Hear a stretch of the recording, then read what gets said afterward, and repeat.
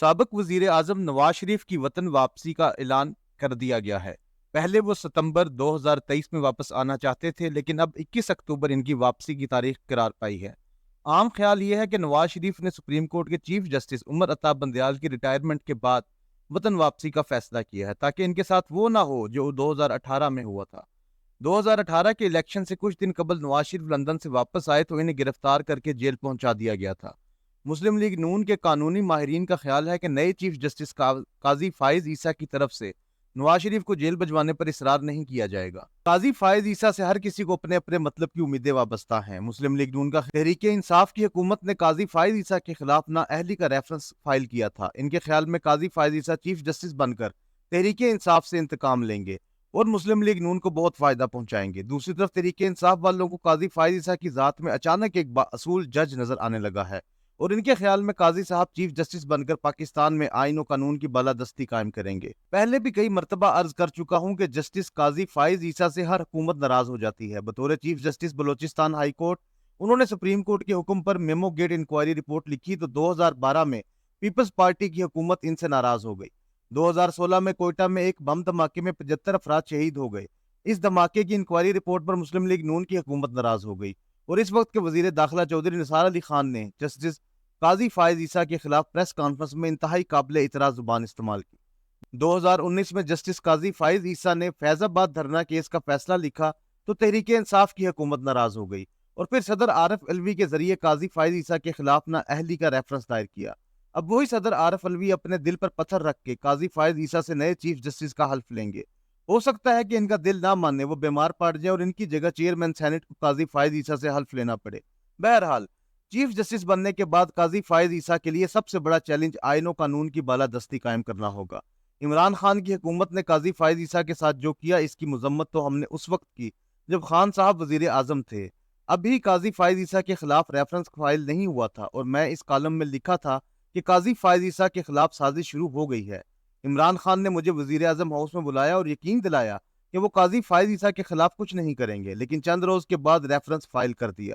اس reference کا اصل مقصد فیض آباد دھرنا کیس میں سپریم کورٹ کے فیصلے پر عمل درآمد روکنا تھا۔ اگر فیض آباد دھرنا کیس کے فیصلے پر عمل درآمد ہو جاتا تو وہ نہ ہوتا جو آج پاکستان میں ہو رہا ہے۔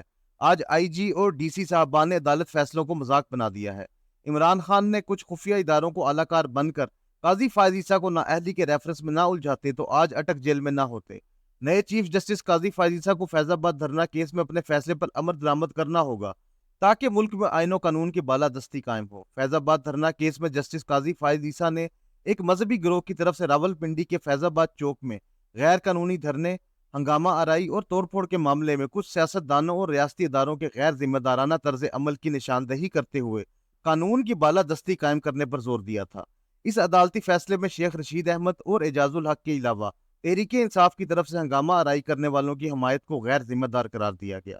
جسٹس فائز عیسیٰ نے اصغر خان کیس میں سپریم کورٹ کے فیصلے کا حوالہ دیتے ہوئے لکھا کہ آئی ایس آئی کو سیاست میں مداخلت بند کرنی چاہیے۔ D G I S P R کو سیاسی بیانات سے گریز کرنا چاہیے کیونکہ سیاست میں مداخلت سے مسلح افراد کا وقار مجروح ہوتا ہے۔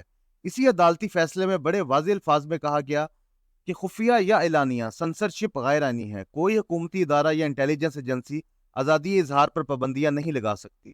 جسٹس قاضی فائز عیسیٰ نے لکھا کہ پیمرا، جیو اور ڈان ٹی وی کو تحفظ دینے میں ناکام رہا۔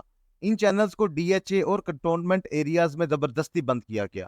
عدالتی فیصلے میں الیکشن کمیشن آف پاکستان کو بھی یاد دلایا گیا کہ اس نے جن سیاسی جماعتوں کو رجسٹر کر رکھا ہے ان سے ان کی آمدنی کے ذرائع پوچھنا بھی اس کی ذمہ داری ہے۔ قارئین کو یاد ہوگا کہ فیض آباد دھرنا کیس میں ہنگامہ کرنے والے گروہ اور حکومت کے درمیان ایک معاہدہ ہوا اور اس تحریری معاہدے کے ضامن میجر جنرل فیض حمید تھے۔ قاضی فائز عیسیٰ نے اپنے فیصلے میں لکھا تھا کہ حکومت ایسے فوجی افسران کے خلاف کارروائی کرے جنہوں نے سیاسی سرگرمیوں میں حصہ لے کر اپنے حلف کی خلاف ورزی کی۔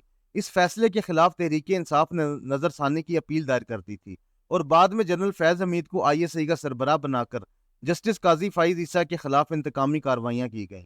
جنرل فیض حمید نہ صرف اصغر خان کیس بلکہ فیض آباد دھرنا کیس میں بھی سپریم کورٹ کے فیصلے کی کھلم کھلا خلاف ورزی کرتے رہے۔ وہ ایک سیاسی پلیئر بن کر سیاسی جوڑ توڑ کرتے رہے اور ججوں کی تقرری میں بھی اہم کردار ادا کرتے رہے۔ انہوں نے ایک صحافی کو بڑے واضح الفاظ میں کہا تھا کہ وہ کم از کم 30 سال تک اقتدار میں رہیں گے۔